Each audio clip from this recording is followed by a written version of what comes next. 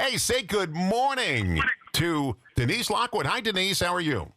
Hey, how are you? I am fine. Denise Lockwood, founder and owner, and she also sweeps out the place at night, I guess.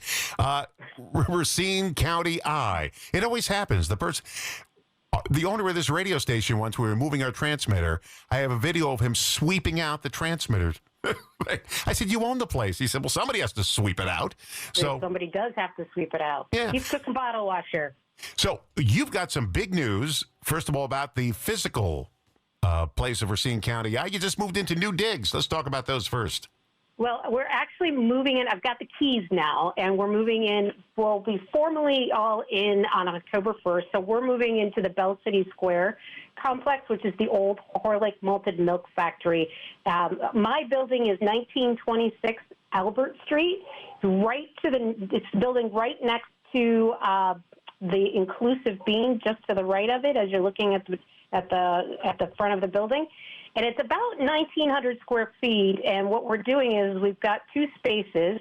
One is going to be our newsroom. The other is going to be called the Thought Collective, and we're going to start hosting a lot of events around thought leadership. Uh-oh, thoughts. Thoughts. I know, scary, right? Right? Well, it's not scary. Well, one of the things... I was about to say, I think they're in short supply.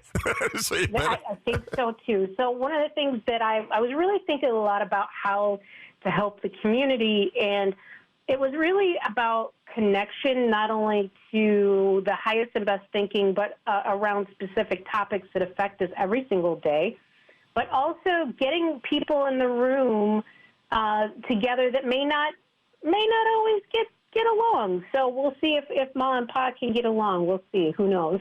Oh, yeah, before we forget, I want to make sure.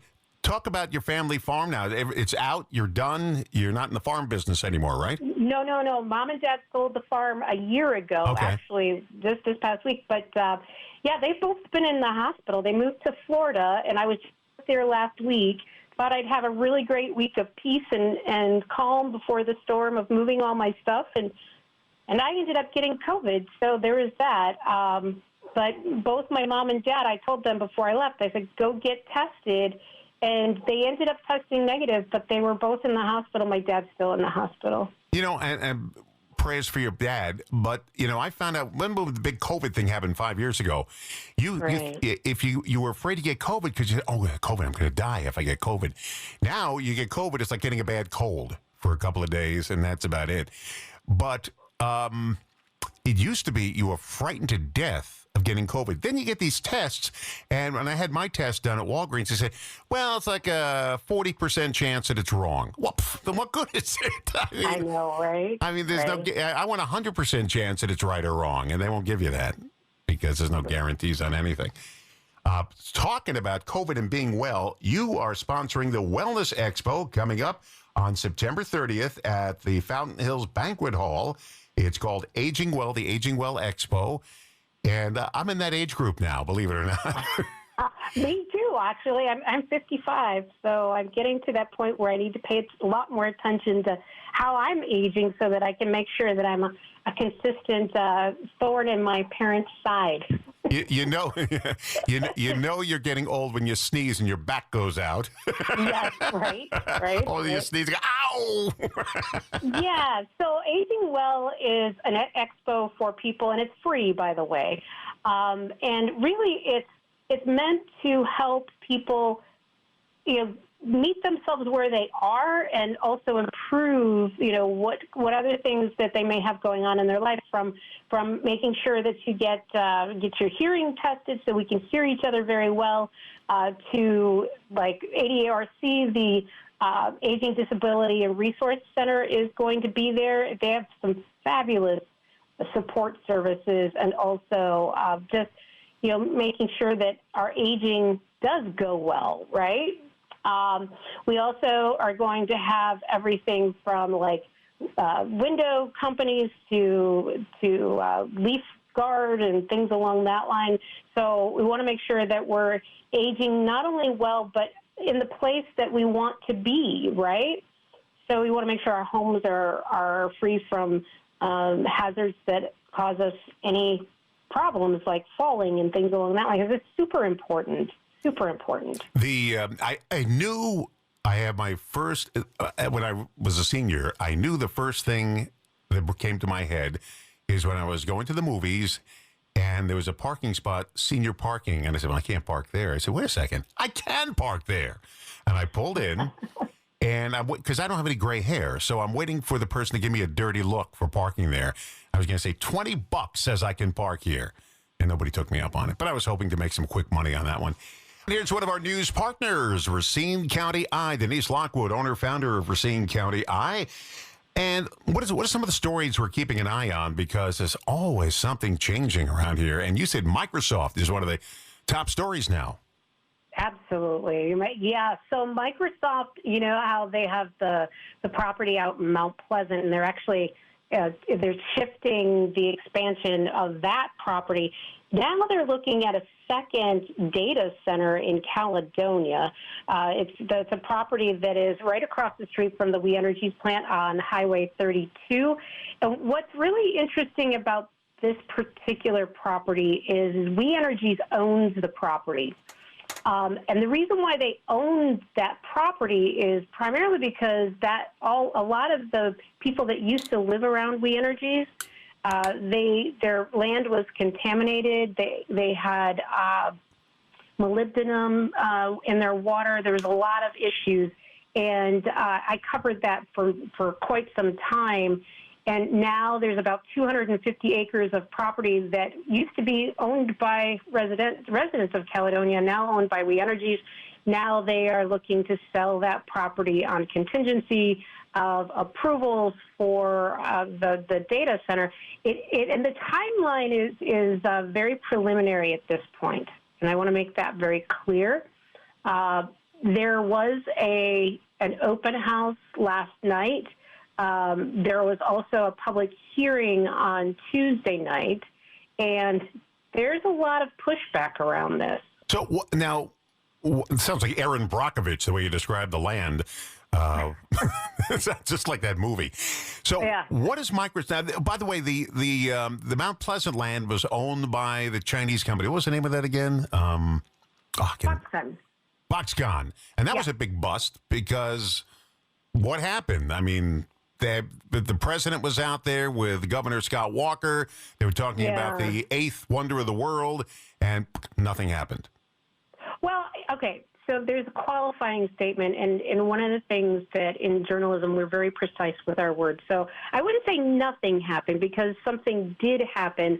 It just was definitely not the footprint that was as presented. So there were 3 phases for the Foxconn property, and they did phase 1, which is where the globe was, and then they also had several contracts. They're a contract manufacturer, so they do contract manufacturing for like Apple and a lot of companies that are GE is another one that they do a lot of work with, and they didn't build out to what they had initially planned, primarily because they weren't able to get suppliers in their supply chain to come to the area. They also had issues with the market really tanked right as 2020 kind of, did what it did with COVID, and the market fell out, and so they had to really adjust. But there had been problems even prior to that with Foxconn, so it's been an interesting ride on that. So story. What is Microsoft going to do? I mean, Microsoft is already in wherever they are, and they're doing a great job. What are they going to do in our area? So these are data centers. So anytime you search the internet, or you're doing things like with AI, and a lot of this is being fueled by the expansion of what's happened with AI. And AI is artificial intelligence, and we're using it a lot more than I think we are aware of. And so that's what's fueling this demand for having these data centers to handle that data load, right?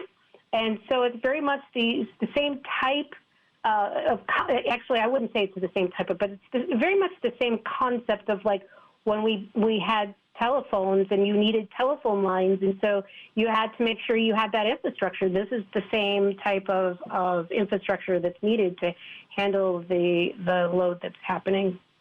You know, where I bank at State and Main, my bank is there, and it was owned by Foxconn. They bought the building, and this whole first floor, the bank is on the first floor, but the rest of it was going to be a special Foxconn demonstration center, and they cleaned out everything. They got the tenant out. They got everything, and it just lays in rubble. Nothing was done with it after all these years. It just lays there looking ugly. That is something that I've heard quite a bit. That's actually another storyline that I'm going to be focused on over the next few months. There's a lot of development story that's going to happen now. Now, I think the thing that you need to really pay attention, especially if you're living in that Caledonia area, there's a couple of different pieces to this puzzle story-wise. One is, how are they going to use that property? What kind of environmental impact is it going to have? You also have the impact on taxes. So one of the main issues we often hear about is our property taxes are too high, right? This, if it is approved and goes through, and it's very preliminary right now, it will shift that tax burden onto more industrial type of tax base. From right now in Caledonia, about 2% of the taxes are paid for by industrial properties. Now, with this, if it would shift to 10%. Now, there's a lot of yin and yang to this project. This is also a very big disruption of that use of that land, because there's literally farm fields and wetlands in that area. So is Foxconn involved in anything, or are they completely done now in Wisconsin? No, they still have the Globe. They still have some operations that are literally on the property in Mount Pleasant. So it's not like they have like completely abandoned ship, but they're a very small, much smaller footprint than what initially what this was supposed to be. Actually, that campus fully built out as proposed, if it would have gone through, would have been the largest manufacturing campus in the United States, and that did not happen. Yeah, woulda, coulda, shoulda. What's in that globe? So I don't remember what's in that globe. I think it's engineering is in that globe, if I'm remembering correctly, but don't quote me on that because I'm still got COVID brain kind of happening. I heard it was filled with M&Ms. That's what I heard. Maybe not. So they promised all these jobs, Foxconn, never came around. How many jobs do you know if Microsoft is promising jobs? So here's what you need to know about data centers, and you bring up a really interesting point, and this is one of the biggest complaints is that these are massive buildings, but they're really housing technology. They're housing the servers, and they don't require a lot of human beings to run. So the proposal for this third data center is anywhere from 50 to 200 people to be employed by the property. But there's also a lot more construction that you're going to have, and that will have a ripple effect as well. But it's definitely, they're also very large water users, and I know that one of the storylines that we're going to be focused on is how much water do they use, and I know that they're also working on water reclamation, and that's going to be a really big deal because you have one of the largest freshwater bodies in, I think it's the world, just with Lake Michigan. So that's a very much protected resource that we need to be mindful of, but it's something that also Microsoft is very much focused on working through as well, it seems. I find myself going to your website more and more now. Whenever I hear sirens or something, I check it out. RacineCountyEye.com. That's Racine, spell out the word county, right? COUNTYEYE. RacineCountyEye.com. We're talking to the person who put it all together. You got to really feel good about this. You put together a news service that people use. That's tough to do. And it is tough to do, especially in this current climate. Yeah. But, we've been around for 12 years. We have 186,000 human beings that come to the website every month, which ends up totaling. Last year, we had 1.3 million human beings on the Racine County Eye last year. I like the way you qualify that. Human beings. Human beings, yes. That we're not counting the dogs and the cows that go on watching. Not counting the dogs or the cows, right? Because you're from a farm, so we got to discount all those animals. It's just human beings.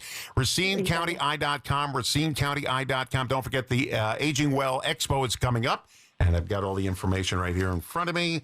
That's at the Fountain Hills Banquet Hall on Durand Avenue. No. Fountain Hall. Fountain Hills. Fountain Hills, yeah. It's Fountain Hall. And so Fountain Hills is an apartment complex, so I just don't want to make sure it gets its first they typed it wrong. Yeah, no, it's okay. It's all right. No. Grace, friend. Heads will roll. Faith and grace. Unfortunately, it's our president of our company, so heads aren't going to roll, I guess.